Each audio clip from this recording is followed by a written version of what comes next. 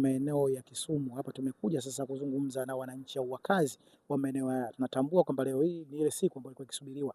Ni siku ya kimsingi kabisa ambayo lazima mwananchi, kila mtu ana haki au ana wajibu kuja kupiga kura. Ikiwa na maana kwamba kura yako ndio maendeleo yako katika mtaa wako au katika nchi yako. Pembeni yangu hapa niko na mamangu au ni Mrs. Franki Mang'ati, ni haki yake kama Mtanzania kuja kupiga kura. Ngoja tumpe fursa sasa tuambie namna tume huru utaratibu ambao umeuandaa akiwa kama ni miongoni mwa wakazi wa maeneo ya Kisumu. Naitwa Anita Boniface Kapeche. Okay.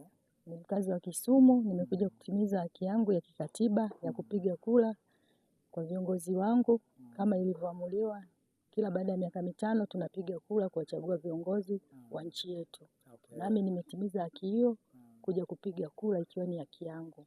Okay. Kwa kweli maandalizi niliyoona ni mazuri, iko vizuri na mapokeo ni mazuri. Hakuna corruption yoyote ambayo imetokea. Tumeweza kupiga vizuri na tumepokelewa vizuri na mpaka naona kituo kiko na utulivu na usalama ni wa kutosha. Kwa hilo tunashukuru sana. Serikali imetuandalia mazingira mazuri. Okay.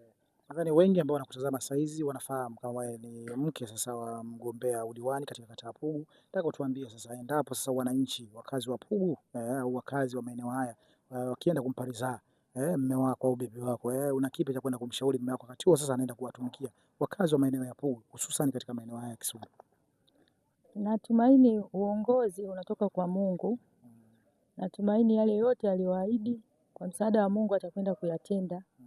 Si kwa nguvu zake ila kwa nguvu za Mungu, akishirikiana na wananchi. Kwa sababu peke yake hawezi, na ndio maana tumechagua viongozi watatu, rais, mbunge na diwani. Vyote ikiwa kama ni mafiga matatu atakwenda kutekeleza. Maana yake tunasema suruali ya jeans huwezi kuweka kilaka cha kanga. Utaweka kilaka cha jeans.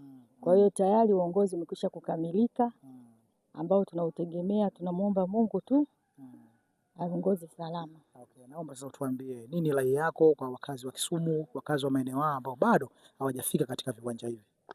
Naomba wajitokeze tu kwa wingi, hali ni shwari, hali ni ya utulivu. Watu wanapiga kura kwa amani na wanatoka. Kwa hiyo wajitokeze tu kuja kupiga kura mapema na kurudi nyumbani kama kwenda kupumzika, kuendelea na majukumu mengine na kusubiria matokeo. Umemsikia namna alivyosema akiwashawishi Watanzania au wakazi wa maeneo ya Kisumu wafike katika eneo hili kwa maana usalama ni wa kutosha kabisa katika maeneo haya.